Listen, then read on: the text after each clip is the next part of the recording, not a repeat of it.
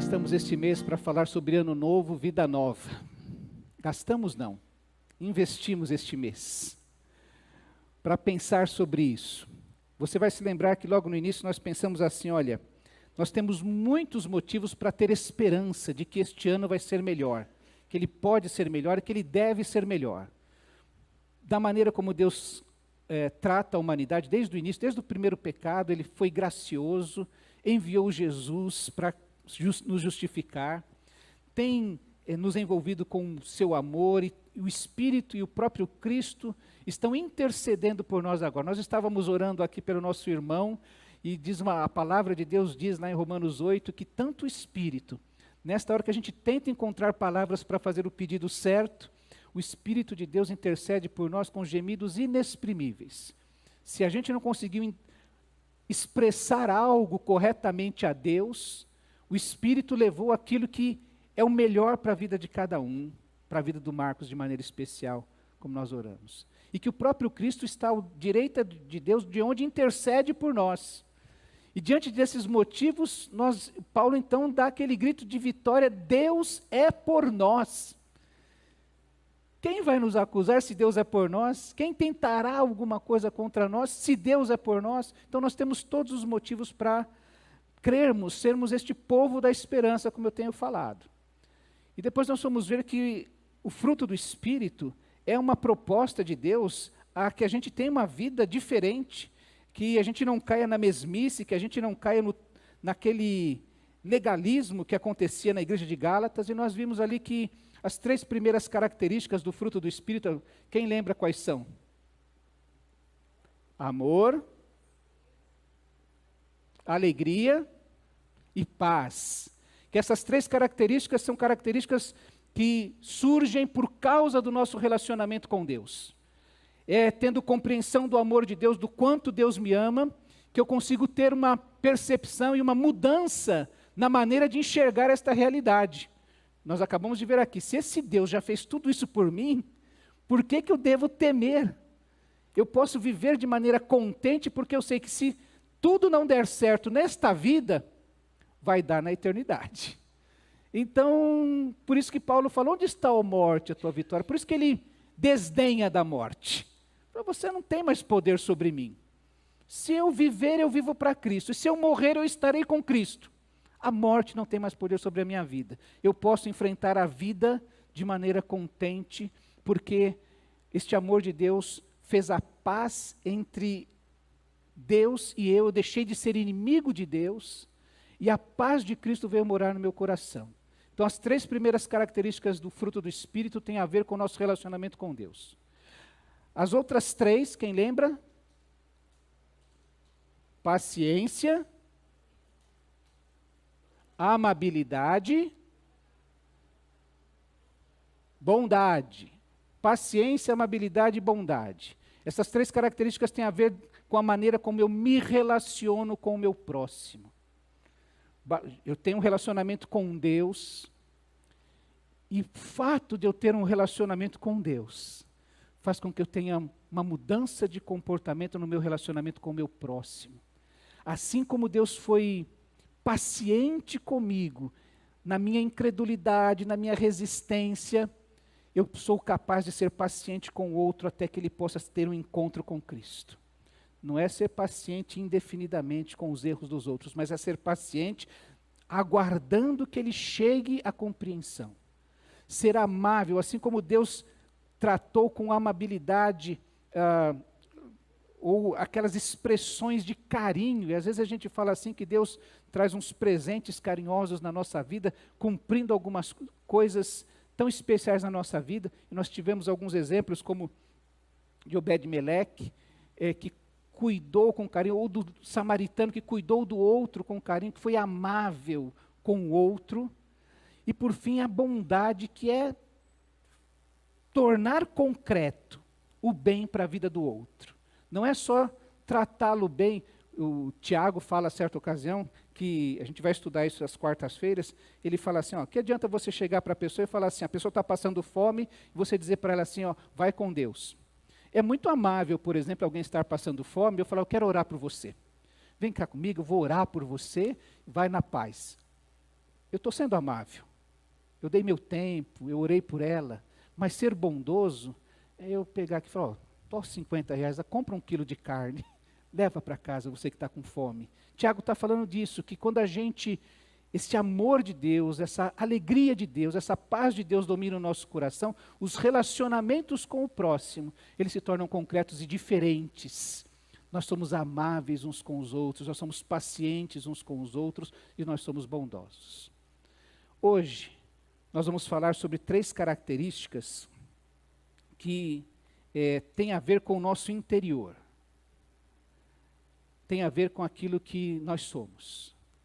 Não tem a ver com Deus, não tem a ver com o próximo, mas tem a ver com a minha interioridade. É assim que o Espírito Santo vai trabalhar em nós. Eu quero falar logo de início algo importante. A gente fala do Espírito Santo e muita gente tem a ideia de que o Espírito Santo vai ter uma possessão na vida do crente. Que ele vai baixar na vida do crente. E ele vai baixar aqui em mim, de repente eu vou passar a ser amável, passar a ser bondoso, coisas desse tipo. Preste atenção que Gálatas é uma das primeiras cartas do Novo Testamento que Paulo escreve, e ele escreve para uma região onde ele evangelizou, e logo depois que ele evangelizou e criou algumas igrejas, fundou algumas igrejas, vieram algumas pessoas dizendo que não bastava este evangelho de Cristo Jesus, não bastava aceitar Jesus e ser liberto. Lembra que Paulo era um religioso radical, ele era uma pessoa dura, ele diz que era extremamente zeloso, mais do que todos os da sua idade. E ele estava tão agarrado a isso, tão preso a estas coisas, que ele foi perseguir a igreja. Ele estava plenamente convicto de que Jesus era um falso profeta e que as pessoas que seguiam a Jesus estavam todas erradas. Ele foi perseguir. Ele foi liberto desta religiosidade, desse legalismo tão grande, e pregou isso para aquelas igrejas da Galácia que não eram formadas por judeus. Mas logo em seguida, como nós dissemos, vem aquilo que os estudiosos chamam de judaizantes, dizendo, não, é verdade que acontece tudo isso, mas você precisa guardar o sábado, fazer a circuncisão, não comer determinadas carnes e continuar dentro desses ritos do judaísmo. Paulo então começa uma discussão muito séria, dizendo, olha, se alguém pregar um evangelho diferente deste que eu preguei para vocês, considerem como maldição, não tem acréscimo algum, é só Cristo e a fé em Cristo. E quando ele chega aqui no capítulo 5, ele está tentando expressar o que acontece, não são a guarda do sábado, não são isentar-se de comer alguns alimentos, não é a maneira como você se veste, não é a maneira como você trata a sua religiosidade, mas é esta transformação que Jesus faz na vida de alguém, que revela esta caminhada com o Espírito Santo. Ele diz, olha, as pessoas, e interessante que aqueles judaizantes, eles estavam repetindo as coisas que Paulo chama de obras da carne. Logo antes, quando ele diz sobre essas dissensões, sobre este ódio, eles continuavam tendo essa divisão entre judeus e os gentios. Eles continuaram perseguindo Paulo em nome da religião, continuaram fazendo aquilo que Paulo deixou de fazer em nome da religião. E aí Paulo chega esse tempo para falar o seguinte, isso tudo é obra da carne, mas quando a gente segue a direção do Espírito, quando a gente obedece ao Espírito Santo, surgem coisas na nossa vida, há um frutificar de algumas características, então ele vai repetir o amor, a alegria, a paz, a paciência, a amabilidade, a bondade, a fidelidade, a mansidão e o domínio próprio. São estas coisas que revelam que eu estou caminhando sob a orientação do Espírito Santo. É um processo que a gente vai falando. Eu já falei com algumas pessoas sobre esse assunto. A gente tem uma experiência única com o Espírito Santo de Deus, que é o batismo no Espírito Santo. O dia que você aceitou Jesus, você foi batizado, foi imerso no corpo de Cristo, foi envolvido. E isso passou a ser a marca que você pertence a Deus. Isso é único. Nunca mais vai acontecer de novo. Depois você tem os enchimentos do Espírito. Esse tempo, como eu falei, que você precisa deixar Deus falar e tomar conta da direção da sua vida. Constantemente. Cada pecado que a gente comete, é você falando assim, Deus, deixa que eu cuido. Deixa que eu faço do meu jeito. Cada pecado é exatamente, é uma rebeldia nossa com relação a Deus. E cada pecado precisa ser confessado. A gente precisa, eu não sei quantas vezes você parou na sua vida, ou essa semana, para falar assim, Senhor, fazer como Davi, né? Sonda o meu coração, Senhor, vê se há em mim algum caminho mau. A gente tem até medo de falar isso para Deus, porque a gente vai ficar chocado com o que Ele vai revelar para nós. Mas aprendi logo cedo que a gente costuma pecar no varejo e pedir perdão por atacado, né? Eu peco quando eu acordo e nem agradeço a Deus pelo dia.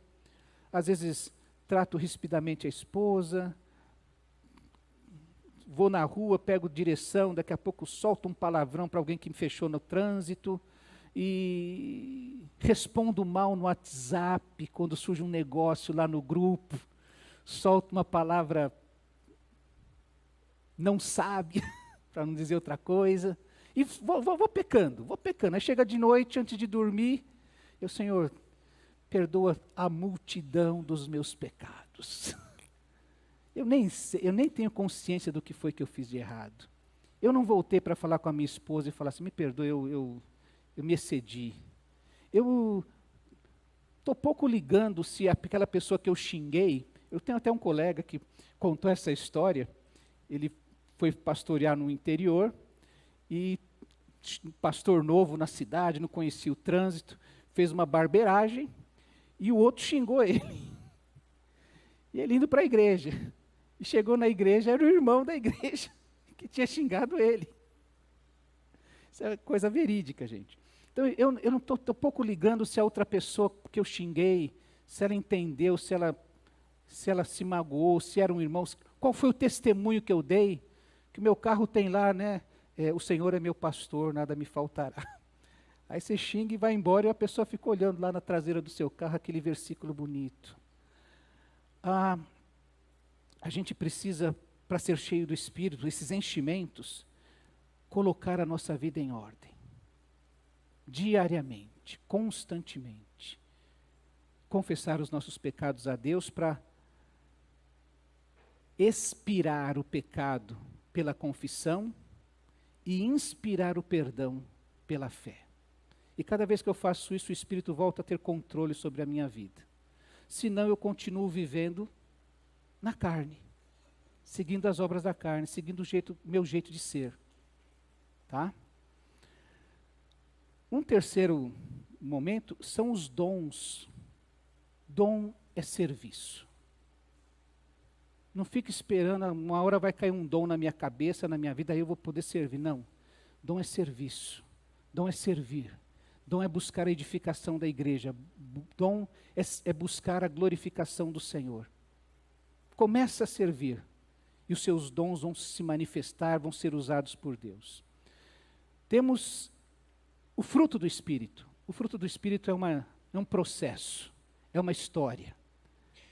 Às vezes a gente encontra pessoas na nossa vida que falam assim, nossa, fulano tem uma paciência de Jó. Fulano, ele fala, a gente está do lado dele assim, e sente a presença de Deus por estar com ele. Não é à toa. Não foi que de repente, como eu brinquei aqui, ele foi possuído pelo Espírito. O Espírito desceu sobre ele e ele passou a ser assim. É um processo de construção, de oração diária, de busca da palavra, de quebrantamento, de Deus sonda o meu coração e mostra para mim, Senhor. Essa experiência de Deus falar assim, você está errado comigo, com o próximo ou consigo mesmo. Você precisa mudar. O fruto, então, é este processo. Nós vamos terminar essa série aqui e você fala, poxa, eu vou orar a Deus para amanhã ter o fruto do Espírito na minha vida. Não vai acontecer assim.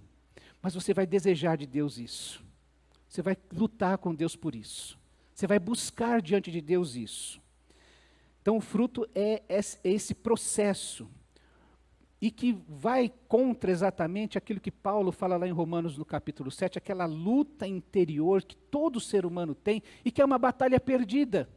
Paulo está dizendo assim que todas as vezes que o ser humano tenta chegar diante de Deus e agradá-lo pelas suas próprias obras, é uma batalha perdida, você não vai agradar a Deus. Tudo aquilo que Paulo fala que fazia, que considerava, que era da tribo de Benjamim, que era hebreu dos hebreus, que era zeloso, que era cumpridor estrito da lei, aquilo tudo não tinha valor algum diante de Deus. E pior, ele sabia que aquilo que ele queria fazer, quando ele queria fazer o bem, ele não fazia. Isso deixava ele mais entristecido, mais revoltado consigo mesmo. E aí que ele vai falar que ele percebe que a sua natureza humana está definitivamente corrompida, não tem jeito, que ela é escrava do pecado. Eu gosto da ilustração do carrinho de mercado que tem aquela rodinha torta e que não adianta, você segura ele e ele quer sempre sair da rota certa. É a nossa natureza humana.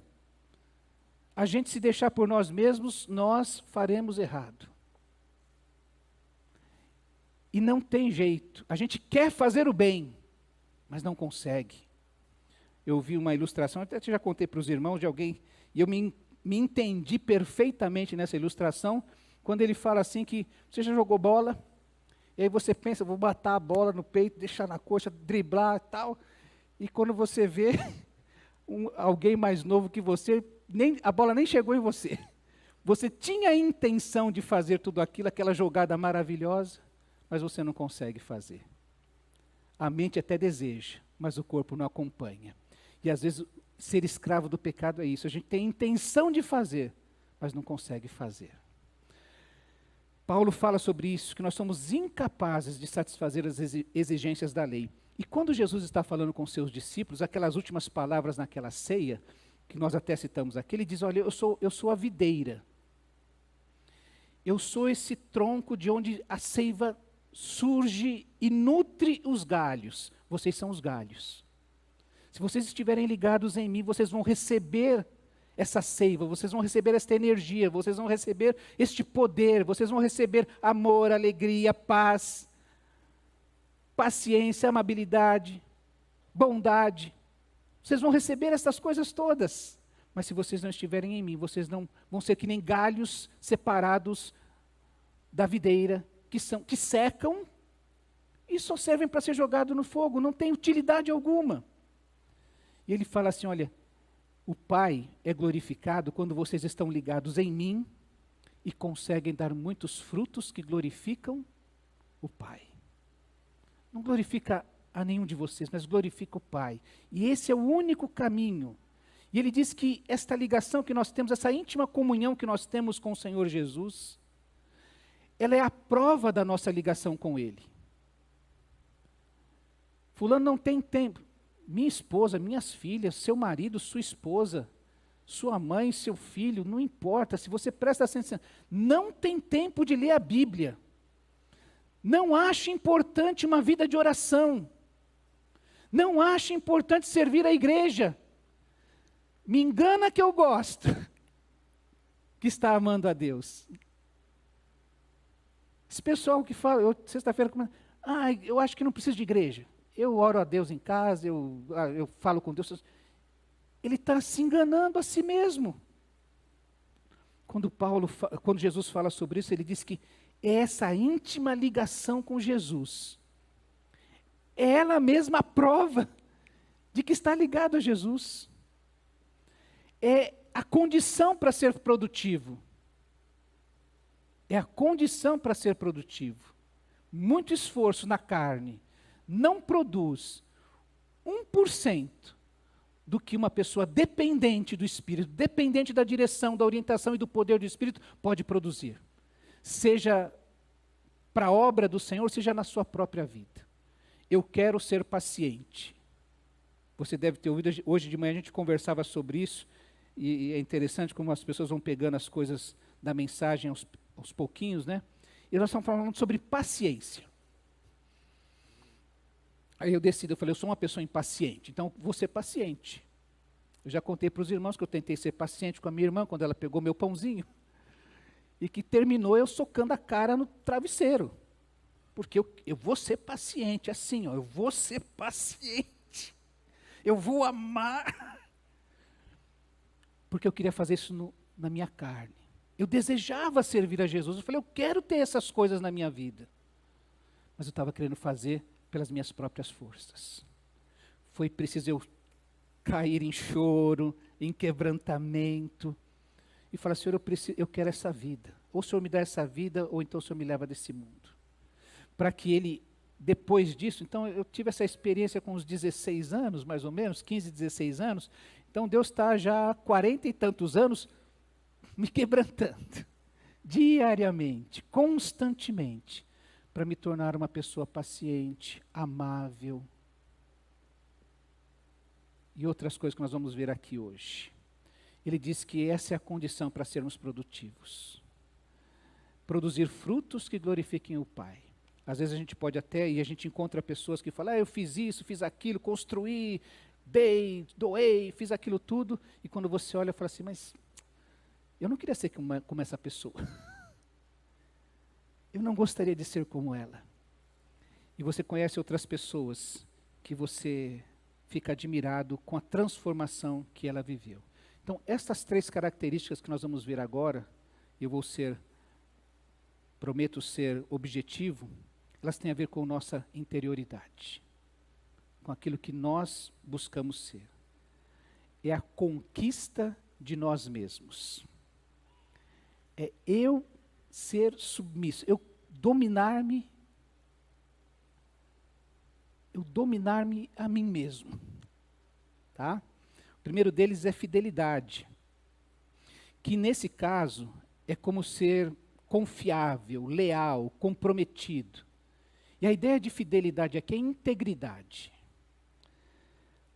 Nós temos com um tema para o ano, para o HDR, uma frase que me falaram, palavra de homem não faz curva.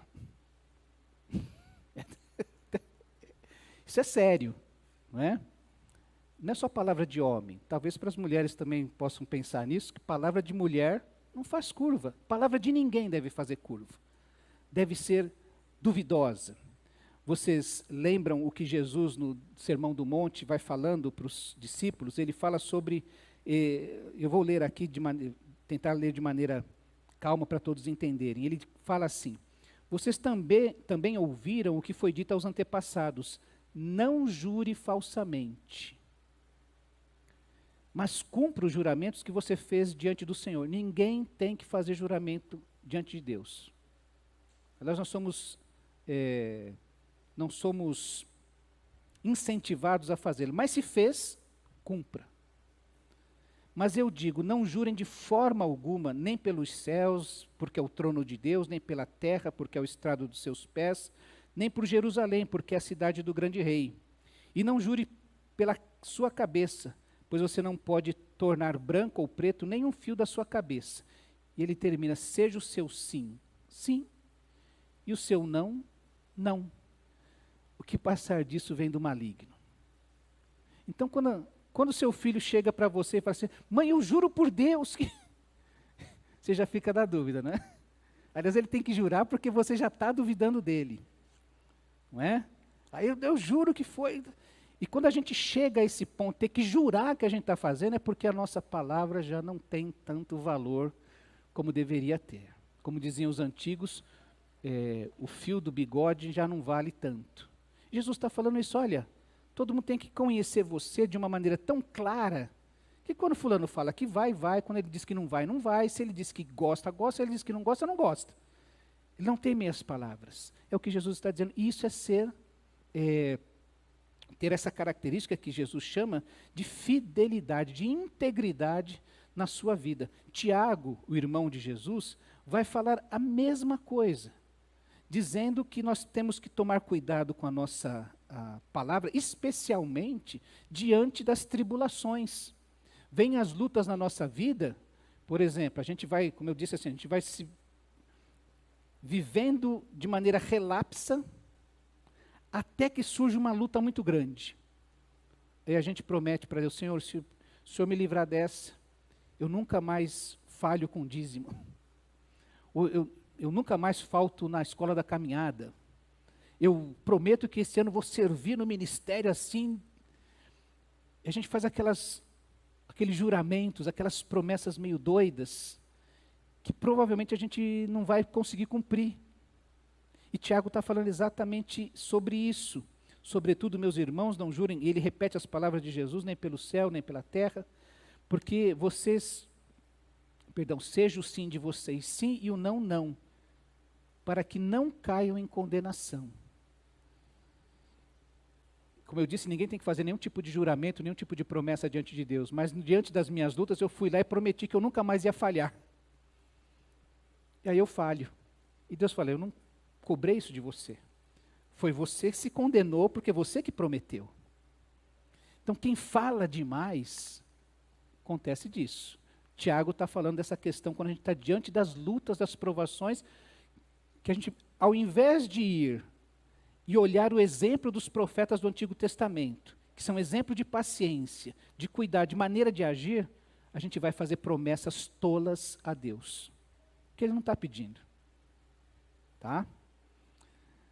Filipenses, Paulo fala assim, olha, depois de dar toda aquela orientação àquela igreja, sobre aquelas irmãs que estavam brigadas, precisavam aprender a trabalhar juntas, deviam ser alegres, ele fala exatamente isso, né? Alegrem-se sempre no Senhor, novamente direi, alegrem-se. Seja a amabilidade de vocês conhecida de todos. Perto está o Senhor. O Senhor está perto, Ele está entre nós, observando tudo isso. E aí ele fala: não andem ansiosos por coisa alguma, mas em tudo, pela oração e súplicas e com ação de graças, apresentem seus pedidos a Deus. E a paz de Deus, que excede todo entendimento, guardará o coração e a mente de vocês em Cristo Jesus. Tudo isso aqui nós temos lembrado constantemente, sabemos, já aprendemos a maioria de nós. E aí ele diz: finalmente, irmãos, tudo que for verdadeiro, tudo que for nobre, tudo que for correto, tudo que for puro, tudo que for amável, tudo que for de boa fama, se houver algo de excelente ou digno de louvor, pensem nessas coisas. Ok? Ok, tá. Ponham em prática tudo que vocês aprenderam, receberam, ouviram e viram em mim. Isto é ser íntegro. Paulo chamando a responsabilidade, por exemplo, vocês aprenderam, ouviram coisas de mim e viram como é que eu me comporto. Isso é fidelidade. Aquilo que eu estou ensinando, eu estou procurando viver entre vocês. Quando ele está já no final da vida falando com Timóteo, ele fala o seguinte: Timóteo, última carta de Paulo, últimos meses de vida dele, você tem seguido de perto o meu ensino, a minha conduta, o meu propósito, a minha fé, a minha paciência, o meu amor, a minha perseverança. E as perseguições e os sofrimentos que enfrentei, toda a minha história. Você sabe que o Senhor me libertou de todas elas. E aí ele fala para Timóteo: quanto a você, porém, permanece nas coisas que aprendeu e das quais tem convicção, pois você sabe de quem aprendeu. Você ouviu de Paulo, você viu a vida dele, você experimentou com ele os trabalhos do ministério. E ele fala na segunda carta, ele faz uma referência à mãe Eunice e à avó Lloyd.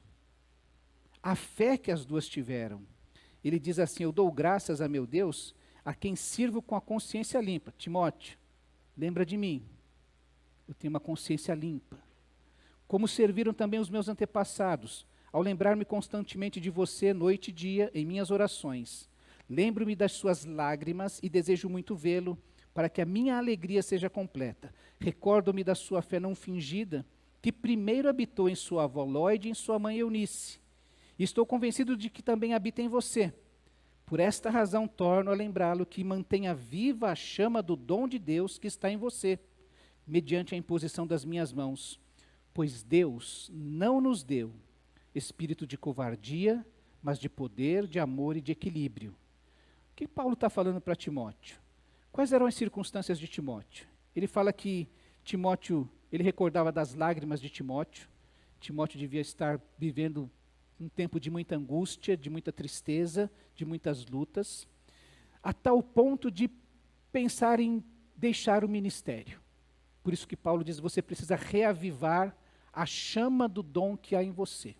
As lutas eram tão grandes que Timóteo falou, olha, esse negócio não é para mim, deixa para outro, não devo ser para mim. E Paulo está falando que esse sentimento que quer tomar conta do coração de Timóteo é um sentimento de covardia. Lembra-se do que Jesus falou? Quem lança a mão no arado, o que tem que fazer? Não pode olhar para trás. E Timóteo estava diante das lutas tão duras, ele falou, eu acho que eu vou pular fora. Paulo chama isso de um espírito de covardia. Mas Paulo lembra que, primeiro, existem dons. Dom é presente. Presente de Deus. O dom é um presente, não é meu. É Deus que, na sua infinita graça, resolveu me dar um dom. E na sua infinita graça, entrega os dons que Ele usa através de mim para a sua igreja.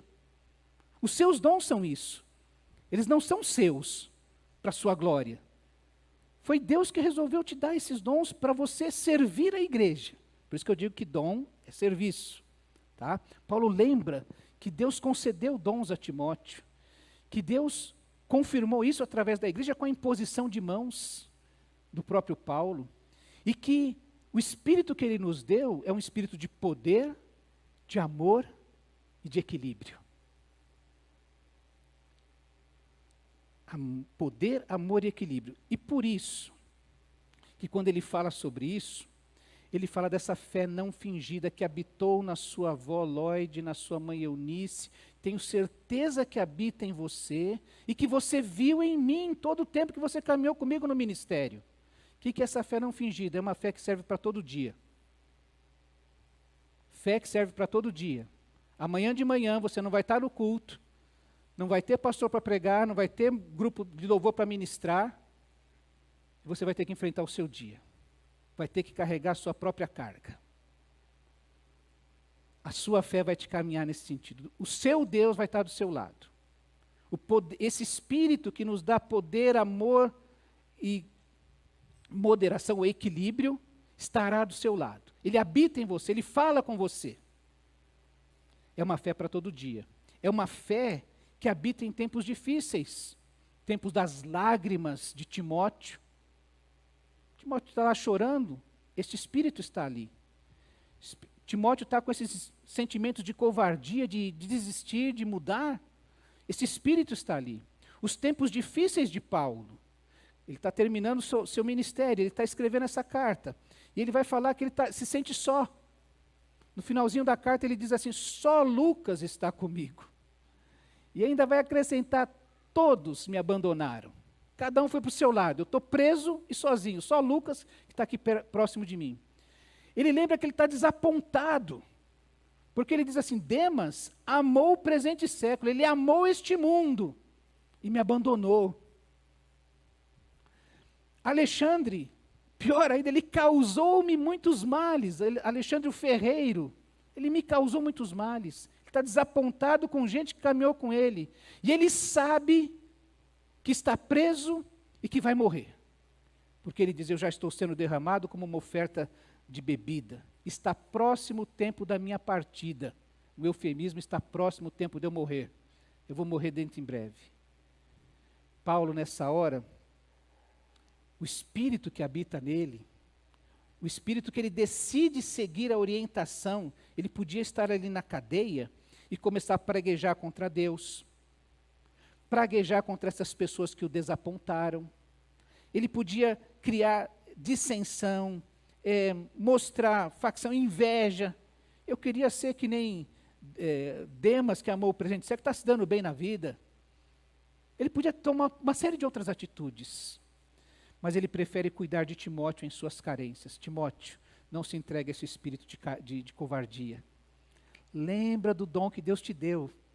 Lembra que a igreja confirmou isso em você. E lembra que você tem o Espírito de Deus. Aonde você estiver, Ele vai te dar amor, moderação, Ele vai te dar poder para vencer todas as suas lutas. Paulo, mesmo nas suas dificuldades, ele quer servir a Timóteo. Ao não se desesperar diante da sua própria morte. você encontra um Paulo que mantém firme a sua fé em Cristo. Ele escreve para Timóteo, você se lembra de todas as perseguições, né? As perseguições e os sofrimentos que enfrentei, coisas que me aconteceram em Antioquia, Icônio e Listra. Quanta perseguição suportei, mas de todas estas coisas o Senhor me livrou. Ele fala, guarda estas coisas no seu coração, mantém isso próximo. E diante desse tempo tão difícil da sua vida, ele diz, combati o bom combate, terminei a corrida, guardei a fé. Agora me está reservada a coroa da justiça que o Senhor, justo juiz, me dará naquele dia, e não somente a mim, mas também a todos os que amam a sua vinda. Isso é ser íntegro. Isto é ser íntegro. Isto é fidelidade. Isso não tem a ver com o outro. Não tem a ver com a sua igreja. Não tem a ver com o seu pastor, com o seu líder, com a sua esposa, com o seu filho, com as circunstâncias. Tem a ver com o seu relacionamento com Deus. Eu quero ser fiel a este Deus. É o meu Deus. Então pode estar o mundo ruindo. Posso estar preso na cadeia. Pode estar acontecendo o que for. Eu vou ser fiel ao meu Deus. E aquilo que eu preguei, aquilo que eu ensinei, é aquilo que eu quero viver para a honra e glória do Senhor. Isso tem a ver com eu com Deus. Segunda palavra que ele usa é mansidão. Algumas versões traduzem como humildade, gentileza, cortesia, consideração e até amabilidade por vezes. Paulo, quando escreve aos Colossenses, diz assim, sejam sábios no procedimento para com os de fora. Aproveitem ao máximo todas as oportunidades. O seu falar seja sempre agradável e temperado com sal, para que saibam como responder a cada um. O que é uma palavra, meus irmãos, agradável e temperada com sal?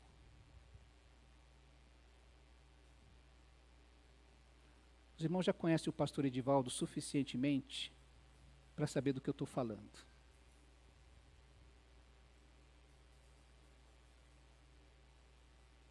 Então não se admite que um crente tenha uma palavra que não seja agradável, que não seja equilibrada. Não se admite. Porque se você seguir a orientação do Espírito, é isso que ele vai produzir na sua vida. Uma palavra temperada com sal, uma palavra agradável. Isso não é só em Colossenses que está escrito. Pedro também fala sobre isso. E ele diz que isso é fruto da gente santificar Cristo no nosso coração. Lembre-se que Jesus falou assim, que a boca fala do que está cheio. Um pouquinho antes do culto, nós não podíamos deixar de falar de futebol. Porque os palmeirenses fizeram questão de lembrar, porque eles estão cheios de alegria, estão esfuziantes. E eu brinquei até, falei, se fosse o meu time, eu também faria a mesma coisa. Eu faria questão de lembrar das nossas vitórias. Porque a boca fala do que está cheio o coração. Tão alegres. A gente não fala porque está triste, então a gente retém. Mas Pedro fala assim, santifiquem Cristo como Senhor no seu coração. Estejam sempre preparados para responder a qualquer pessoa que pedir a razão da esperança que há em vocês. Se eu santificar a Cristo no meu coração, mesmo diante das lutas que eu tiver que enfrentar, e a pessoa fala assim, mas você está, que fase, hein? Como as pessoas brincam, que fase, hein? Está difícil, mas Cristo está do meu lado. Eu estou confiante. Eu tenho orado. Eu tenho irmãos e amigos que estão orando por mim. Eu tenho esperança que o Senhor... E outra, eu sei que a vontade de Deus é boa, agradável e perfeita. Você vai ter uma palavra equilibrada, temperada com sal, agradável. Você não vai entrar nessa história de que Deus me esqueceu, Deus não sabe de mim. Se Cristo for santificado no seu coração, isso vai acontecer. Contudo, ele fala dar a razão da esperança que há em vocês, contudo, façam isso com mansidão e respeito, conservando boa consciência, de forma que os que falam maldosamente contra o bom procedimento de vocês, porque estão em Cristo, então eles falam mal de você porque você está em Cristo, porque você é crente, falam mal de você, eles fiquem envergonhados de suas calúnias. Eu mexi com fulano, eu falei mal de fulano, eu agir contra fulano, e fulano teve um comportamento, uma palavra equilibrada, agradável, temperada com sal, que mostrou que quem domina a vida dele, a boca dele, o coração dele, a mente dele, não é a carne dele. Tem um Senhor chamado Jesus Cristo. E quando ele abriu a boca para falar, as pessoas perceberam que Jesus estava falando através dele. É assim que deve ser a nossa presença no mundo. A presença da igreja no mundo. E essas pessoas vão ficar envergonhadas. Eu que falei mal de você, e você estendeu a mão para mim. Eu que fofoquei de você, e você fez uma fofoca reversa de mim. Eu que neguei você, que não queria você, você estendeu a mão para mim. É assim que deve ser a vida do crente, porque foi assim que o nosso Senhor fez. A humanidade virou as costas para o Senhor, preferiu comer do fruto proibido, preferiu querer ser seu Deus. E sabe o que Deus fez? Agiu com graça. Mandou o seu filho para pagar a dívida que era nossa. E isso deve ser motivador para a nossa vida. Pedro está falando então que a gente tem que ser manso no falar. E ser manso no falar é ser gentil, é ter consideração, é ser humilde naquilo que nós fazemos. Por fim, ele fala sobre o domínio próprio. Ser comedido, sóbrio, moderado. Você vai lembrar que Caim, quando pecou e matou Abel, ficou revoltado. É engraçado algumas coisas, né? Mas Caim representa a gente. Quando Deus o procura para saber de seu irmão, sou eu por acaso o guardador do meu irmão? Eu que tenho que prestar contas da vida dele? Sabendo do que havia feito. Diz a Bíblia assim, que o Senhor disse a Caim, por que você está furioso? Por que se transtornou o seu rosto? Se você fizer o bem, não será aceito? Mas se não o fizer, saiba que o pecado ameaça a porta. Ele deseja conquistá-lo, mas você deve dominá-lo. Desde lá, daquele início, no Éden ainda, perdão, no Éden não, logo depois do Éden, desde aquele início, Caim representa cada um de nós, representa a humanidade. O pecado quer dominar, cabe a nós dominar o pecado. Como sociedade, cada um de nós, sabendo qual é o nosso ponto fraco, qual é a mão que nos faz pecar, qual é o olho que nos faz pecar, cabe a cada um de nós. E é nesse sentido, irmãos, que eu insisto com você que não fique esperando, que tomara Deus que Ele faça um milagre na sua vida, assim, extraordinário, um negócio extraordinário. Mas que andar com Deus exige compromisso, disposição, abrir o coração, enfrentar com coragem algumas coisas, esses eus mais profundos, os quartos escuros que nós temos no nosso coração, chamar os nossos pecados de pecados, parar de dar desculpas para aquilo que é pecado, não é falha de caráter, é pecado. Não é que a minha criação foi assim, é pecado. Não é que eu tenho trauma de infância, é pecado. Enquanto a gente tratar de outra maneira, a falta de perdão, isso não funciona. A gente está virando as costas para o nosso Senhor. E Ele falou, olha, cabe a você conquistá-lo. Você vai fugir disso? Você vai continuar enveredado no seu pecado, com o pé enfiado na lama. Provérbios 21, aliás, Provérbios está rico, cheio de orientações para a gente viver de maneira sábia. Quem é cuidadoso no que fala evita muito sofrimento. Ou quem guarda a sua boca, guarda a sua vida. Mas quem fala demais acaba se arruinando. Como eu disse, Tiago vai falar sobre isso, né? Fez promessa tola. Não é para fazer promessa na hora que está vivendo provação. Você vai fazer promessa tola. É para ter sobriedade, é para olhar o exemplo dos profetas. Quem fala demais e depois, você que falou isso, foi você que prometeu isso, foi você que quis isso. Ninguém cobrou isso de você. E aí é a tua palavra. E agora cumpre. O prometido não é caro. Então, eu não vou citar só esses 2 versículos de Provérbios, mas está recheado de orientações para a gente guardar a nossa boca. Como o próprio Cristo fala sobre o cuidado que nós precisamos ter com os nossos olhos, com as decisões que nós tomamos sobre a nossa vida. Quando ele diz assim: não acumulem para vocês tesouros na terra, onde a traça e a ferrugem destroem, onde os ladrões arrombam e furtam, mas acumulem para vocês tesouros nos céus, onde a traça e a ferrugem não destroem, onde os ladrões não arrombam nem furtam. Isso é uma decisão que a gente precisa tomar. Eu vou cuidar da dimensão espiritual da minha vida tão bem, ou até melhor, do que eu cuido da dimensão material que eu tenho.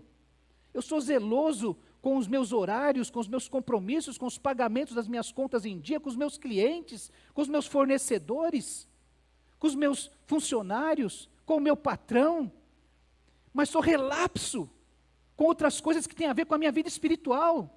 A minha Bíblia está empoeirada. Faz anos que eu não consigo ler um livro que me ajude espiritualmente.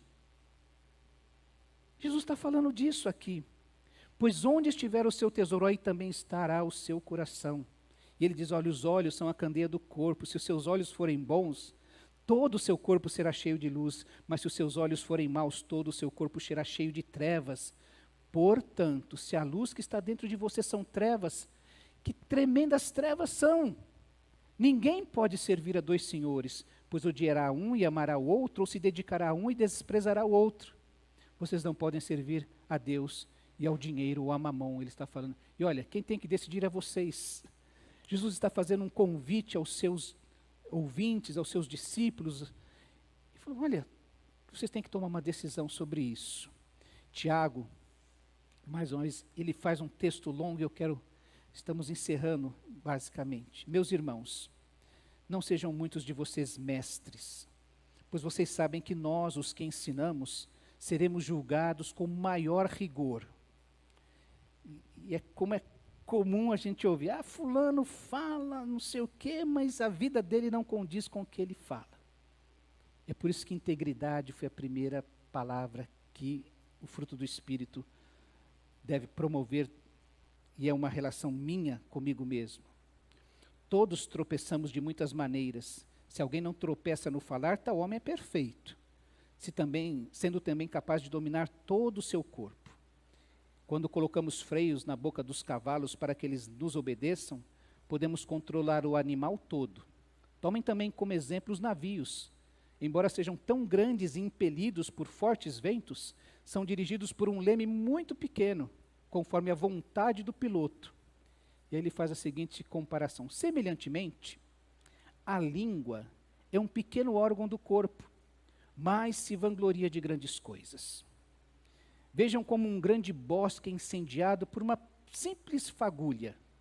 Assim também, a língua é um fogo, é um mundo de iniquidade.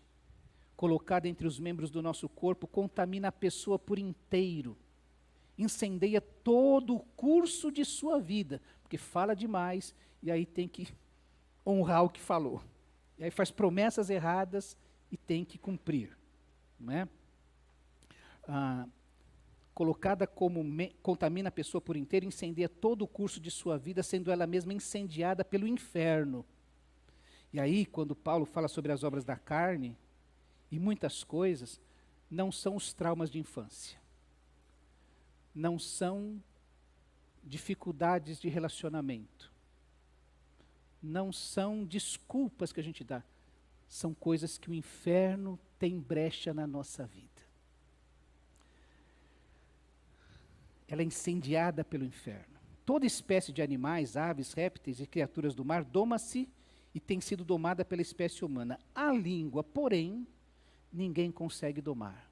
É um mal incontrolável, cheio de veneno mortífero. Eu estou falando isso aqui, irmãos, mas Tiago escreveu isso há 2000 anos atrás. Tá? Com a língua bendizemos o Senhor. Isso era uma conversa que a gente estava tendo. Com a língua bendizemos o Senhor e Pai, e com ela amaldiçoamos os homens feitos à semelhança de Deus. Da mesma boca procedem bênção e maldição. Meus irmãos, não pode ser assim. Acaso pode sair água doce e água amarga da mesma fonte? Meus irmãos, pode uma figueira produzir azeitonas ou uma videira figos? Da mesma forma, uma fonte de água salgada não pode produzir água doce. É Tiago falando. Pastor, se não é desse jeito que o senhor falou, que o Espírito vai descer sobre mim, vai ter uma possessão do Espírito Santo na minha vida, como é que é? Vou te explicar agora. Preste atenção nisso. Quando Paulo escreve aos Efésios, ele diz assim: por essa razão ajoelho-me diante de Deus, o Pai, do qual recebe o nome toda a família nos céus e na terra. Oro. Então você precisa orar. Foi assim que Paulo começou a resolver essa situação. Eu oro, eu busco a Deus. E oro para quê?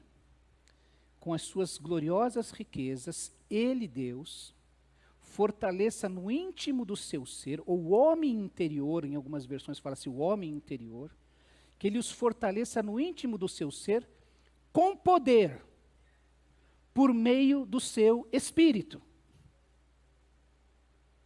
Eu preciso orar pela minha esposa, para que o íntimo do ser dela seja fortalecido pelo Espírito Santo de Deus. Preciso orar pelas minhas filhas, para que isso aconteça na vida delas. Eu preciso orar pelos meus pares de diretoria, para que isso aconteça na vida deles. Eu preciso orar por cada membro da igreja, para que isso aconteça na vida deles. Você precisa orar por quem está do seu lado, para o seu irmão, para a sua esposa, pelo seu marido, pelos seus filhos, pelos seus pais, pelo seu namorado, pelo seu adversário. Seja lá quem for, você precisa orar. Sem oração não há vida. É a oração, para que haja esse fortalecimento, para que Cristo habite no coração. É a habitação, o fruto do Espírito, é a habitação de Cristo em nós. Quando essas 9 características começam a surgir na nossa vida, como eu disse, as pessoas que estão ao nosso lado dizem assim, mas que agradável é estar ali. Eu ouvi nas palavras dessa pessoa, Cristo falando comigo, Deus falando comigo. Para que Cristo habite no coração de vocês mediante a fé, e oro para que, estando arraigados e alicerçados em amor, né, andando sozinho, vocês possam juntamente com todos os santos, compreender a largura, o comprimento, a altura e a profundidade, e conhecer o amor de Cristo que excede todo conhecimento, para que vocês sejam cheios de toda a plenitude de Deus. A habitação do Espírito, a habitação de Cristo em nós. Aquele, e aí que surge a coisa maravilhosa, porque eu preciso desejar. Mas aí Paulo diz assim, aquele que é capaz de fazer, você, pastor, mas eu nunca senti isso. Eu já disse para os irmãos que quando a minha primeira crise era assim, eu via isso na vida de outras pessoas, eu quero ser como essa pessoa, eu quero ter essa alegria, eu quero ter essa paz, eu quero ter essa mansidão, eu não consigo ter isso nem na minha casa com a minha irmã. Aí, ele diz assim, aquele que é capaz de fazer infinitamente mais do que tudo o que pedimos ou pensamos. Eu sei que você já ouviu essa frase para falar assim, olha, você está pedindo um Fusquinha, mas Deus quer te dar um Corolla 0. Né, ele vai dar um infinitamente. Ele está falando do nosso homem interior ser fortalecido, como aconteceu com Paulo. Eu posso morrer amanhã, mas eu estou tranquilo diante de Deus. Ele foi fortalecido no íntimo do seu ser, de acordo com o seu poder que atua em nós. O poder de Deus que atua em nós, através do seu Santo Espírito, na nossa busca. Isso vai acontecer de hoje para amanhã. Tomara, Deus, que de hoje para amanhã você amanheça transformado, mudado. Mas se não for isso, Deus está nos chamando para que nesses próximos 335 dias deste ano, a gente ande na sua presença e seja fortalecido no íntimo do nosso ser, todos os dias. É por isso que eu digo bom dia para você. Para que você seja fortalecido, para que aquelas poucas palavras encontrem guarida no seu coração e vão ao encontro de uma necessidade que você tem. Eu não preparo aquilo, mas eu sei que Deus faz infinitamente mais do que tudo que pedimos ou pensamos. E a minha oração para Ele foi, abençoa quem for ouvir isso, Senhor. Por fim, Na mesma carta aos Efésios, Paulo diz assim: não se embriaguem com vinho que leva à libertinagem, mas deixem-se encher pelo Espírito. Deixem-se encher. O Espírito está aqui, como diz Paulo em Filipenses, perto está o Senhor. Ele está aqui, dizendo assim: gente, eu quero dar frutos na sua vida. Eu quero que tudo isso apareça e que aconteça na sua vida. Agora deixa eu fazer isso com você. Lá em Apocalipse, Jesus diz para João registrar para a igreja: eis que estou à porta e bato. Eu não vou arrombar, eu não vou derrubar a sua porta, mas eu estou batendo para entrar. Eu estou batendo nesta noite para entrar na sua vida e transformar você. Deixem-se encher pelo Espírito. O fruto do Espírito não é uma possessão, mas uma decisão que desencadeia esse processo, no qual a gente vai permitindo cada vez mais, desejando e permitindo, e sendo empoderado por Deus, para manifestá-lo no mundo. Qual dos 9 frutos, olha o pastor falando bobeira. Qual das 9 características é a que você tem mais carência? Você tem mais falta? Uns são paciência. Pastor, meu problema é a paciência. Para outros é assim: pastor, eu não sei amar. Tem gente que não é amável. Tem gente que não tem domínio próprio. Já fiz a fofoca, já falei o palavrão, já ofendi alguém. Tem gente que não tem paz. Dorme à base de remédio. Tem gente que não é alegre. Só vê problema. Gente do céu, como deve ser difícil uma vida assim. O país está ruim, a igreja está ruim, o pastor está ruim, meu casamento está ruim, minhas finanças estão ruins, o mundo está ruim. Que problema essa vida. Não tem alegria. Qual é dos 9 características, qual que você mais precisa? Deus quer mexer nisso aí na sua vida. Deus quer fazer isso. A partir de agora. A partir desse momento. E eu queria que você falasse com Deus então, e o meu desejo, a minha oração, é para que você falasse assim: Senhor, quebra, sonda, faz o que o Senhor tem que fazer na minha vida. Faz essa oração aí, se você tivesse com medo de fazer isto, pede a Deus coragem. Ele não nos deu um espírito de covardia. Deus é capaz de fazer infinitamente mais do que tudo que nós pedimos ou pensamos nesta noite, nesta oração. E Ele vai fazer, para a honra e glória dEle. Ele vai usar a tua vida de uma maneira toda especial.